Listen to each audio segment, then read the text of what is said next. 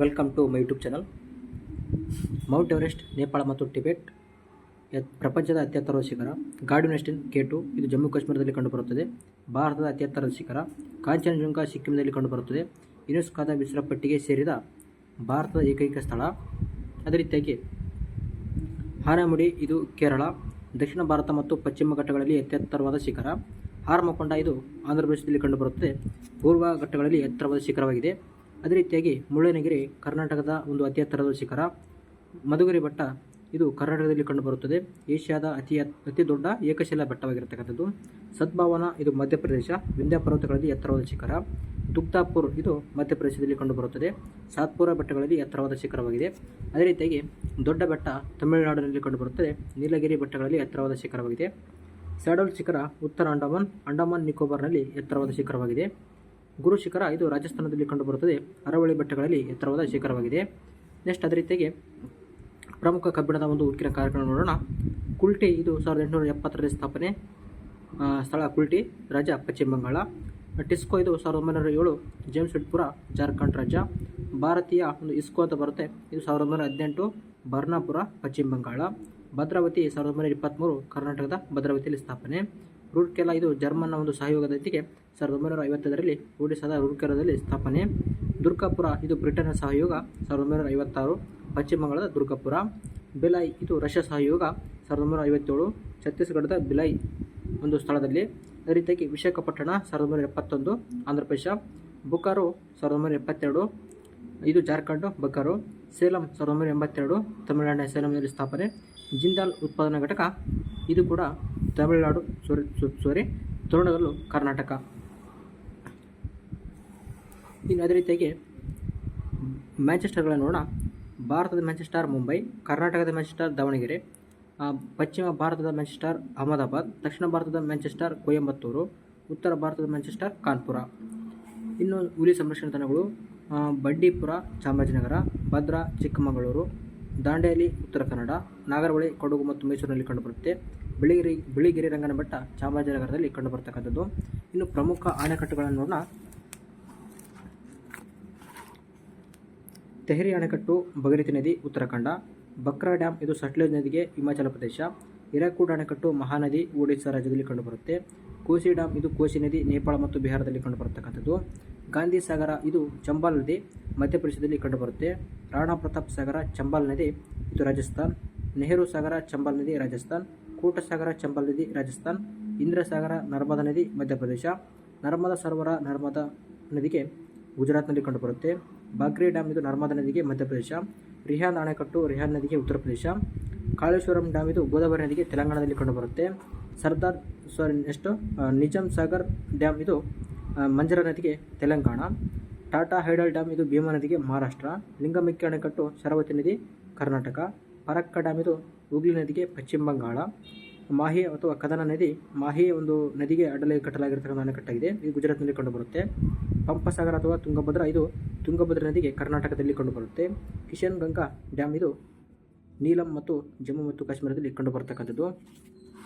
ಇನ್ನು ಕರ್ನಾಟಕದ ಪ್ರಮುಖ ಅಣೆಕಟ್ಟುಗಳು ನೋಡೋದಾದರೆ ಲಾಲ್ ಬಹದ್ದೂರ್ ಶಾಸ್ತ್ರಿ ಡ್ಯಾಮನ್ನು ಕೃಷ್ಣಾ ನದಿಗೆ ಆಲ್ಮಟ್ಟಿ ಡ್ಯಾಮನ್ನು ಅಂತೇಳಿ ಕರೀತಕ್ಕಂಥದ್ದು.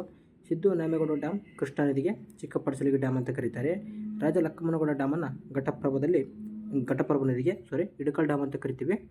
ನೆಕ್ಸ್ಟು ಕೃಷ್ಣ ಸಾಗರ ಇದು KRS ಕಾವೇರಿ ನದಿಗೆ ಕನ್ನಂಬಾಡಿ ಮಂಡ್ಯ ಎಂದು ವಿಶೇಷತೆ ಆಗಿರ್ತಕ್ಕಂಥದ್ದು. ಅದೇ ರೀತಿಯಾಗಿ ಜಲಪಾತಗಳು ನೋಡೋಣ. ಕಾಳಿ ನದಿಗೆ ಲಾಲ್ಗುಡಿ ಜಲಪಾತ, ಸಾತೋಡಿ ಜಲಪಾತ, ವಾಟೆಹಾಳ ಜಲಪಾತ ಇರತಕ್ಕಂಥದ್ದು. ಮಹಾದಾಯಿ ನದಿಗೆ ವಜ್ರಪ್ಪವ್ವ, ದೂಧಸಾಗರ ಜಲಪಾತಗಳು ಕಂಡುಬರುತ್ತವೆ. ಕಾವೇರಿ ನದಿಗೆ ಚುಂಚನಕಟ್ಟೆ, ಗಗನಚುಕ್ಕಿ, ಭರಚುಕ್ಕಿ ಮತ್ತು ಅಬ್ಬೆ ಜಲಪಾತಗಳು ಕಂಡುಬರುತ್ತವೆ. ಲಕ್ಷ್ಮಣ ತೀರ್ಥ ನದಿಗೆ ಇರ್ಪು ಜಲಪಾತ ಒಂದು ನಿರ್ಮಿಸಲಾಗಿದೆ. ಕುಮಾರಧಾರ ನದಿಗೆ ಮಲ್ಲಾಳ ಜಲಪಾತ. ಶರಾವತಿ ನದಿಗೆ ಗೇರುಸೊಪ್ಪ ಜೋಗ್ ಜಲಪಾತ ಒಂದು ಅಪ್ಸರಕುಂಡ ಜಲಪಾತ ಇರತಕ್ಕಂಥದ್ದು. ಅಗನನಾಶಿ ನದಿಗೆ ಲೂಷಿಂಗ್ಟನ್ ಅಥವಾ ಉಂಚಳ್ಳಿ ಜಲಪಾತ ಇರತಕ್ಕಂಥದ್ದು. ಇನ್ನು ಖನಿಜ ಸಂಪನ್ಮೂಲಗಳು ನೋಡೋಣ. ಹಟ್ಟಿ ರಾಯಚೂರು ಇದು ಚಿನ್ನಕ್ಕೆ ಹೆಸರುವಾಸಿ ಅತಿ ದೊಡ್ಡ ಚಿನ್ನದ ಗಣಿಯಾಗಿದೆ. ಜಾರ್ಖಂಡ್ನ ಜರಿಯಾ, ಒಡಿಶಾದ ತಾಲ್ಚರ್ ಇದು ಕಲ್ಲಿದ್ದಲು ನಿಕ್ಷೇಪಕ್ಕೆ ಹೆಸರುವಾಸಿಯಾಗಿವೆ. ಈಶಾನ್ಯದ ರಾಜ್ಯಗಳು ಟರ್ಷಿಯರಿ ಯುಗದ ಕಲ್ಲಿದ್ದಲು. ರಾಜಸ್ಥಾನದ ಖೇತ್ರಿ ತಾಮ್ರಕ್ಕೆ ಹೆಸರುವಾಸಿ. ಚಿತ್ರದುರ್ಗದ ಇಂಗಳದಾಳು ತಾಮ್ರಕ್ಕೆ ಹೆಸರುವಾಸಿ. ಬೆಳಗಾವಿ ಬಾಕ್ಸೈಟ್ಗೆ ಹೆಸರುವಾಸಿ. ಸಂಡೂರು ಮ್ಯಾಗ್ನೀಸ್ ಮತ್ತು ಕಬ್ಬಿಣ ಸಿಗುತ್ತೆ. ದೋಣಿಮಲೆ ಮತ್ತು ವಿಭೂತಿಗುಡ್ಡ ಕಬ್ಬಿಣ ಸಿಗುತ್ತೆ. ಬಾಂಬೆ ಹೈ ಮತ್ತು ಗುಜರಾತ್ನ ಅಂಕಲೇಶ್ವರ, ಕ್ಯಾಂಬೆ ತೀರ, ಅಸ್ಸಾಂನ ದಿಗ್ಬಾಯಿಯಲ್ಲಿ ಪೆಟ್ರೋಲಿಯಂ ಮಿಶ್ರಗಳು ಕಂಡುಬರುತ್ತವೆ. ಕೇರಳದ ಪಾಲ್ಘಟ್ನಲ್ಲಿ ಥೋರಿಯಂ ಕಂಡುಬರತಕ್ಕಂಥದ್ದು. ಮೈಸೂರಿನ ಹಾಸನ ಕ್ರೋಮೈಟ್ ಕಂಡುಬರತಕ್ಕಂಥದ್ದಾಗಿದೆ. ಇನ್ನು ಕರ್ನಾಟಕದ 5 ಪ್ರಮುಖ ರಾಷ್ಟ್ರೀಯ ಉದ್ಯಾನವನಗಳು ನೋಡೋದಾದರೆ ಬಂಡೀಪುರ ಚಾಮರಾಜನಗರ 1974, ಬನ್ನೇರುಘಟ್ಟ ಬೆಂಗಳೂರು 1974, ನಾಗರಹೊಳೆ ಕೊಡಗು 1955, ಕುದುರೆಮುಖ ಚಿಕ್ಕಮಗಳೂರು 1987, ಅಣಸಿ ಉತ್ತರ ಕನ್ನಡ 1987. ಇನ್ನು 5ನೇ ಹುಲಿ ಗಣತಿ 2022ರಲ್ಲಿ ಮಾಡಿದ್ದಾರೆ. ಹುಲಿ ದಿನ ಜುಲೈ 29. ಮೊದಲನೇ ಸ್ಥಾನ ಮಧ್ಯಪ್ರದೇಶ 785 ಹುಲಿಗಳು ಕಂಡುಬರುತ್ತವೆ. 2ನೇ ಸ್ಥಾನ ಕರ್ನಾಟಕ 563 ಹುಲಿಗಳು ಕಂಡುಬರುತ್ತವೆ. 3ನೇ ಸ್ಥಾನ ಉತ್ತರಾಖಂಡ 560 ಹುಲಿಗಳು ಕಂಡುಬರುತ್ತವೆ. ಇನ್ನು ಬೇಡ್ತಿ ಅಥವಾ ಗಂಗಾವಳಿ ಇದು ಮಾಗೋಡು ಜಲಪಾತ ಕಂಡುಬರುತ್ತೆ. ವರಾಹಿ ನದಿಗೆ ಕುಂಚಿಕಲ್ ಜಲಪಾತ, ನೇತ್ರಾವತಿ ನದಿಗೆ ಬಂಡಾಜೆ ಜಲಪಾತ, ಸೀತಾ ನದಿಗೆ ಬರ್ಕಣ ಜಲಪಾತ. ಇನ್ನು ವನ್ಯಜೀವಿಧಾಮಗಳು ನೋಡೋಣ. ದಾರೋಚಿ ವನ್ಯಜೀವಿಧಾಮ ಬಳ್ಳಾರಿ ಕರಡಿಗಳಿಗೆ ಹೆಸರುವಾಸಿ. ಎಡೆಹಳ್ಳಿ ಬಾಗಲಕೋಟೆ ಜಿಂಕೆಗಳಿಗೆ ಹೆಸರುವಾಸಿ. ರಂಗನದುರ್ಗ ದಾವಣಗೆರೆ 4 ಕೊಂಬಿನ ಹುಲಿಗೆಗಳು ಕಂಡುಬರುತ್ತವೆ. ರಾಮದೇವರ ಬೆಟ್ಟ ರಾಮನಗರ ರಣಹದ್ದುಗಳಿಗೆ ಹೆಸರುವಾಸಿ. ಕಾಜಿರಂಗ ಅಸ್ಸಾಂ ಏಕಕೊಂಬಿನ ಗಂಡಮೃಗ ಕಂಡುಬರುತ್ತೆ. ಬಂಧವ್ಯಾಘ್ರ ಮಧ್ಯಪ್ರದೇಶ ಬಿಳಿ ಹುಲಿಗಳಿಗೆ ಹೆಸರುವಾಸಿ. ಗಿರ್ ಅರಣ್ಯ ಗುಜರಾತ್ ಏಷ್ಯಾಟಿಕ್ ಸಿಂಹಗಳು ಕಂಡುಬರುತ್ತವೆ. ಸುಂದರ್ಬನ್ ಪಶ್ಚಿಮ ಬಂಗಾಳ ಬಂಗಾಳಿ ಹುಲಿಗಳು ಕಂಡುಬರುತ್ತವೆ. ರಾಣೆಬೆನ್ನೂರು ಹಾವೇರಿ ಇದು ಕೃಷ್ಣಮೃಗ ಬ್ಲ್ಯಾಕ್ ಬಕ್ ಅಂತೇಳಿ ಕರಿತೀವಿ. ನೆಕ್ಸ್ಟ್ ಬಂಕಾಪುರ ಹಾವೇರಿಯಲ್ಲಿ ಒಂದು ಕಂಡುಬರತಕ್ಕಂಥದ್ದು ನವಿಲುಧಾಮಕ್ಕೆ ಹೆಸರುವಾಸಿಯಾಗಿದೆ. ಅದೇ ರೀತಿಯಾಗಿ ಎಮಿಸ್ ರಾಷ್ಟ್ರೀಯ ಉದ್ಯಾನವನ ದೇಶದ ಅತಿ ದೊಡ್ಡ ರಾಷ್ಟ್ರೀಯ ಉದ್ಯಾನವನ, ಇದು ಲಡಾಖ್ನಲ್ಲಿ ಕಂಡುಬರುತ್ತೆ. ಸೌತ್ ಬಟನ್ ಇದು ದೇಶದ ಅತಿ ಚಿಕ್ಕ ರಾಷ್ಟ್ರೀಯ ಉದ್ಯಾನವನ, ಅಂಡಮಾನ್ ನಿಕೋಬಾರದಲ್ಲಿ ಕಂಡುಬರ್ತಕ್ಕಂಥದ್ದು. ಜಿಮ್ ಕಾರ್ಬೆಟ್ ರಾಷ್ಟ್ರೀಯ ಉದ್ಯಾನವನ ಉತ್ತರಾಖಂಡ, ಇದು ದೇಶದ ಮೊದಲ 1936ರಲ್ಲಿ ಈ ಒಂದು ರಾಷ್ಟ್ರೀಯ ಉದ್ಯಾನವನ ಇದು ಹುಲಿ ಸಂರಕ್ಷಣಾ ತಾಣ ಅಂತೇಳಿ ಕರೀತಕ್ಕಂಥದ್ದು. ಭಾರತದಲ್ಲಿ ಅತಿ ಹೆಚ್ಚು ಹುಲಿಗಳನ್ನು ಹೊಂದಿರುವ ಹುಲಿ ಸಂರಕ್ಷಣಾ ತಾಣ ಯಾವುದು? Jim Corbett. ನಾಗರಹೊಳೆ 1992ರಿಂದ ರಾಜೀವ್ ಗಾಂಧಿ ರಾಷ್ಟ್ರೀಯ ಉದ್ಯಾನವನ ಎನ್ನುವರು ಕೊಡಗು ಮತ್ತು ಮೈಸೂರಿನಲ್ಲಿ ಕಂಡುಬರುತ್ತೆ. ಮಾಧವ ರಾಷ್ಟ್ರೀಯ ಉದ್ಯಾನವನ ಭಾರತದಲ್ಲಿ ಘೋಷಣೆಯಾದ 58ನೇ ಹುಲಿ ಸಂರಕ್ಷಣಾ ತಾಣ. ನೀಲಗಿರಿ ಇದು ದೇಶದ ಮೊದಲ ಜೈವಿಕ ಸಂರಕ್ಷಣಾ ತಾಣ. ರಾಣ್ ಆಫ್ ಕಚ್ ರಾಷ್ಟ್ರೀಯ ಉದ್ಯಾನವನ ಭಾರತದ 6 ಸಾಗರ ರಾಷ್ಟ್ರೀಯ ಉದ್ಯಾನವನಗಳಲ್ಲಿ ಇದು ಮೊದಲನೇದಾಗಿದೆ. ಇದು ಗುಜರಾತ್ನಲ್ಲಿ ಕಂಡುಬರ್ತಕ್ಕಂಥದ್ದು. ಸಿಂಪ್ಲಿ ಫಾಲ್ ರಾಷ್ಟ್ರೀಯ ಉದ್ಯಾನವನ ಒಡಿಶಾದ ಈ ಒಂದು ಹುಲಿ ತಾಣದಲ್ಲಿ ಕಪ್ಪು ಪಟ್ಟಿಯ ಹುಲಿಗಳು ಕಂಡುಬರುತ್ತವೆ. ಕಾಜಿರಂಗ ಇದು ಏಕಕೊಂಬಿನ ಗಂಡಮೃಗಗಳ ತಾಣವಾಗಿದೆ.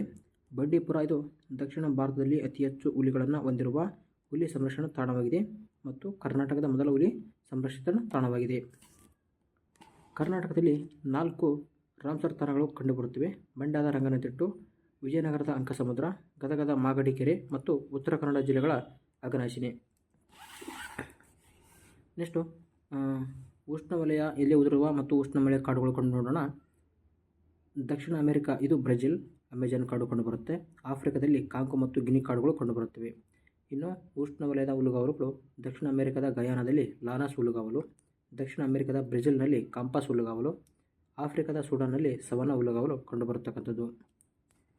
ಚೀನಾ ಮಂಗೋಲಿಯಾ ಇದು ಗೋಬಿ ಮರುಭೂಮಿ ಕಂಡುಬರುತ್ತೆ. ಏಷ್ಯಾದ ಅತಿ ದೊಡ್ಡ ಮರುಭೂಮಿ.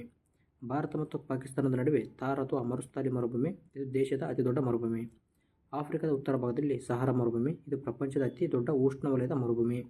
ಉತ್ತರ ಅಮೆರಿಕ ಇದು ಅರ್ಜುನ ಮರುಭೂಮಿ ಕಂಡುಬರುತ್ತದೆ. ಚಿಲಿ ದೇಶದಲ್ಲಿ ಅಟಕಾಮ ಮರುಭೂಮಿ ಕಂಡುಬರುತ್ತದೆ, ಇದು ಅತಿ ಶುಷ್ಕ ಮರುಭೂಮಿಯಾಗಿದೆ. ಅದೇ ರೀತಿಯಾಗಿ ದಕ್ಷಿಣ ಆಫ್ರಿಕಾದಲ್ಲಿ ಕಿಂಬರ್ಲಿ ಮತ್ತು ಕಲಹರಿ ಮರುಭೂಮಿಗಳು ಕಂಡುಬರುತ್ತವೆ. ಆಸ್ಟ್ರೇಲಿಯಾದಲ್ಲಿ ಮಹಾ ಮರುಭೂಮಿ, ಗಿಬ್ಸನ್ ಮರುಭೂಮಿ ಮತ್ತು ವಿಕ್ಟೋರಿಯಾ ಮರುಭೂಮಿಗಳು ಕಂಡುಬರುತ್ತವೆ. ಯುರೇಷಿಯಾ ಇದು ರಷ್ಯಾ ಸ್ಟೆಪ್ಪಿಸ್ ಹುಲ್ಲುಗಾವಲು, ಯುರೋಪಿನ ಹಂಗೇರಿಯಲ್ಲಿ ಪುಸ್ಟಿಸ್ ಹುಲ್ಲುಗಾವಲು, ಉತ್ತರ ಅಮೆರಿಕದಲ್ಲಿ ಪೈರೆಸ್ ಹುಲ್ಲುಗಾವಲು, ದಕ್ಷಿಣ ಅಮೆರಿಕದ ಅರ್ಜೆಂಟೈನಾದಲ್ಲಿ ಪಾಂಪಾಸ್ ಹುಲ್ಲುಗಾವಲು, ದಕ್ಷಿಣ ಆಫ್ರಿಕಾದ ಒಂದು ಸ್ಥಳದಲ್ಲಿ ವೆಲ್ಡ್ಸ್ ಅನ್ನುವಂತಹ ಹುಲ್ಲುಗಾವಲು, ಆಸ್ಟ್ರೇಲಿಯಾದಲ್ಲಿ ಡೌನ್ಸ್ ಎನ್ನುವಂತಹ ಹುಲ್ಲುಗಾವಲಾಗಿದೆ. ಅಂಟಾರ್ಟಿಕಾ ಮರುಭೂಮಿ ದಕ್ಷಿಣ ಗೋಳದಲ್ಲಿ ಕಂಡುಬಂದರೆ ಆರ್ಕ್ಟಿಕ್ ಮರುಭೂಮಿ ಉತ್ತರ ಗೋಳದಲ್ಲಿ ಕಂಡುಬರುತ್ತದೆ. Thank you for watching. ಜೈ ಹಿಂದ್. ಮುಂದಿನ ವಿಡಿಯೋದಲ್ಲಿ ಸಿಗೋಣ. ಈ ಒಂದು ವಿಡಿಯೋ ಇಷ್ಟ ಆಗುತ್ತೆ ಅಂದರೆ ನಿಮಗೆ ಲೈಕ್ ಮಾಡಿ, ಸಬ್ಸ್ಕ್ರೈಬ್ ಮಾಡಿ ಅಂತ ಹೇಳ್ತಾ ಈ ಒಂದು ವಿಡಿಯೋ ಮುಗಿಸ್ತಾ ಇದ್ದೀವಿ. Thank you for watching. ಜೈ ಹಿಂದ್.